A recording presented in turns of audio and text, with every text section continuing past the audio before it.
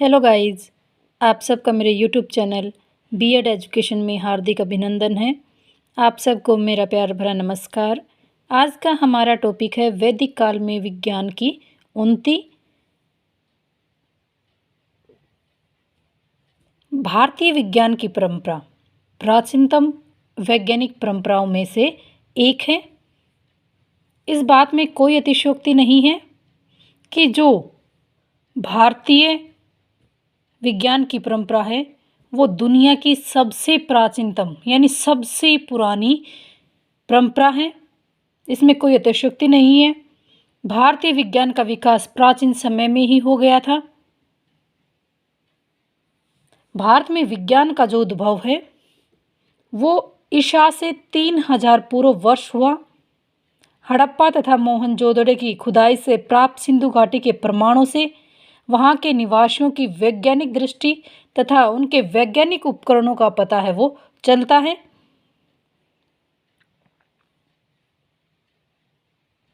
आर्यों के आगमन के साथ साथ भारत में विज्ञान की परंपरा और भी विकसित हो गई और इस काल में गणित, ज्योतिष, रसायन, खगोल, चिकित्सा, धातु आदि के विज्ञान ने खूब उन्नति की।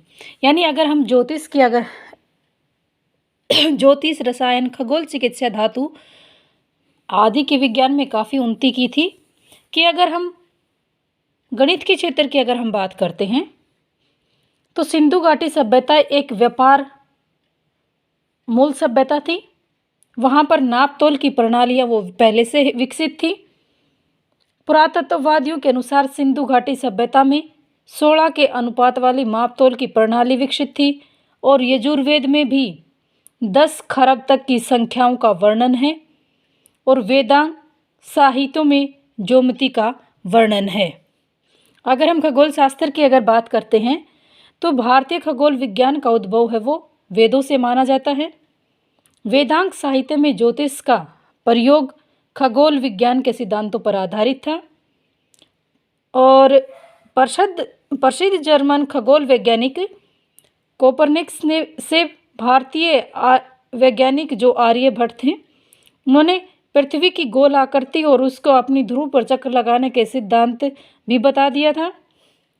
अगर ज्योमिति की अगर हम बात करते हैं तो ये ज्योमिति है वो वैदिक काल से ही हमें जरा रहा है, क्योंकि वैदिक काल में आर्य यज्ञ वेदियों को बनाने के लिए ज्योमिति का ज्ञान का उपयोग है वो करते थे, जिसका वर्णन वेदांग में भी किया गया है। और ज्योमिति का ज्ञान है वो हड़प्पा कालीन संस्कृति के लोगों को भी था।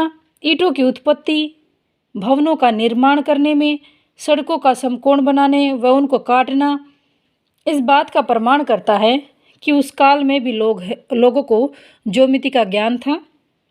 अगर चिकित्सा के क्षेत्र की अगर हम बात करते हैं तो चिकित्सा के क्षेत्र में हमारा आयुर्वेद है वो हमेशा से ही महान रहा है। उसमें अनेक रोगों का निवारण, अनेक चिकित्सा पद्धतियों का विवरण है वो हमें मिलता है कि भारतीय चिकित्सा पद्धति के विषय में सर्वप्रथम लिखित ज्ञान अर्थवेद में मिलता है।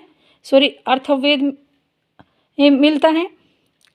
अथर्ववेद के भेषज सूत्र से विविध रोगों के उपचार की जानकारी दी गई है और मनुष्यों की चिकित्सा के साथ साथ उस समय पशुओं की चिकित्सा भी थी, जैसे गाय, भैंस, बैल हैं, घोड़े हैं, हाथी हैं, उनकी चिकित्सा से भी संबंधित अनेक पर्याय हैं वो उपलब्ध हैं।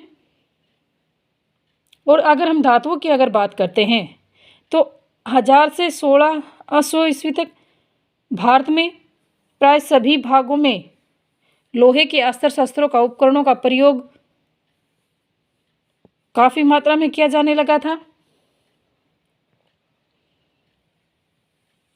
हस्तिनापुर तथा अंतरजी खेड़ा की खुदाइयों से लोहे, धातुमल तथा अनेक भट्टियाँ मिली, जिनसे हमें ये पता चला कि वहाँ के निवासी भी इसको गलाकर विविध प्रकार के उपकरण बनाने में इसका प्रयोग करते थे कि जो धातु के आविष्कार की हमें पहचान कराते हैं। विज्ञान के क्षेत्र में काफ़ी उन्नति की गई और वैदिक काल में लोग खगोल का अच्छा ज्ञान रखते थे। वैदिक काल में भारतीयों को स्थायी इस नक्षत्रों का ज्ञान था। वे वर्ष, महीने, दिन, साल का विभाजन है वो अच्छी प्रकार से करते थे, उनसे परिचित थे। लग्ध नामक ऋषि ने ज्योतिष, देवांक, तत्कालीन खगोलीय ज्ञान को व्यवस्थित कर दिया था और गणित तथा ज्योमिति का वैदिक सूत्र में पर्याप्त विकास हुआ। वैदिक सूत्र की विशिष्ट उपलब्धियां चिकित्सा के क्षेत्र में थी। मानव शरीर के सूक्ष्म अध्ययन के लिए वे शवविच्छेदन यानी पोस्टमार्टम प्रक्रिया की कुशलता का उपयोग करते थे कि वैदिक काल में भी ये पोस्टमार्टम जो प्रक्रिया थी वो उस समय में भी थी। प्राकृतिक जड़ी बूटियों और उनके औषधीय गुणों के बारे में लोगों को विशद ज्ञान था।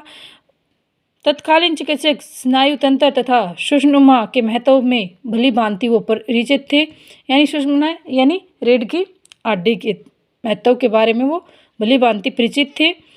मौसम परिवर्तन, शरीर में सूक्ष्म जीवों की उपस्थिति तथा रोग पैदा करने वाले आनुवांशिक कारकों आदि के सिद्धांतों का वहाँ से मान्यता प्राप्त थी और आयुर्वेद चिकित्सा पद्धति का बहुतायत में उपयोग होता था। आवश्यकता पड़ने पर शल्य चिकित्सा भी की जाती थी। अरब तथा यूनानियों ने भारतीय शल्य चिकित्सा को अपनाया। रोम साम्राज्य में भी भारतीय जड़ी बूटियों की मांग चिकित्सा के क्षेत्र में होने लगी और उसी समय वनस्पतियों और जंतुओं के बाह्य तथा आंतरिक संरचनाओं का भी अध्ययन किया गया। कृषि के क्षेत्र में मिट्टी की उर्वरता बढ़ाने के लिए कि किस प्रकार से हम फसल की पैदावार करें, मिट्टी को कैसे उर्वरक बनाया जा सकता है, उसके लिए फसल चक्र की पद्धतियाँ अपनाई जाती थी और धातु, कर्म, भौतिकी, रसायन शास्त्र जैसे विज्ञानों का विकास है वो वैदिक सूत्र में भी हुआ है। कि जैसे चिकित्सा के क्षेत्र में चरक और सुश्रुत नाम आता है। खगोल विज्ञान व गणित के क्षेत्र में आर्यभट्ट और ब्रह्मगुप्त और आर्यभट्ट द्वितीय और रसायन विज्ञान में नागार्जुन की खोजों का काफ़ी महत्वपूर्ण योगदान रहा है और इन खोजों का प्रयोग मनुष्य है वो आज भी आवश्यक किसी न किसी रूप में कर रहा है। आज का विज्ञान का स्वरूप है वो इतना विकसित हो चुका है कि पूरी दुनिया में तेजी से वैज्ञानिक खोज हो रही है। अतः हम कह सकते हैं, निष्कर्ष रूप से हम ये कह सकते हैं कि निसंदेह प्राचीन भारतीय गणित, चिकित्सा, भौतिक विज्ञान जैसे क्षेत्रों में वरहामिरी, आर्यभट्ट, नागार्जुन जैसे वैज्ञानिकों की उपस्थिति में तकनीकी रूप से उन्नत था। सिंधु घाटी में के समकालीन सभ्यताओं में सिंधु जैसी जो वैज्ञानिकता नहीं है, लेकिन इसके साथ ही प्राचीन भारत में लगभग भारतीय तकनीकी का आर्थिक रूप से आत्मनिर्भर होकर विश्व गुरु के रूप में संपूर्ण विश्व का नेतृत्व करता है वो भारत था। कि भारत की जो विज्ञान पद्धति थी वो काफ़ी उन्नति थी कि विश्व में उनकी का जैसे गणित, ज्योतिषी, धातु विज्ञान आदि के क्षेत्र में भारत के लोगों का अनेक आविष्कार उन्होंने किए, उनका और उनकी सफलता जो उन्होंने प्राप्त की वो विश्व में काफ़ी प्रसिद्ध हुए। Thank you guys. प्लीज़ मेरे चैनल को लाइक करना, शेयर करना व सब्सक्राइब करना, अच्छे कमेंट करना। Thank you. हमारी नेक्स्ट वीडियो जल्द ही आ रही है।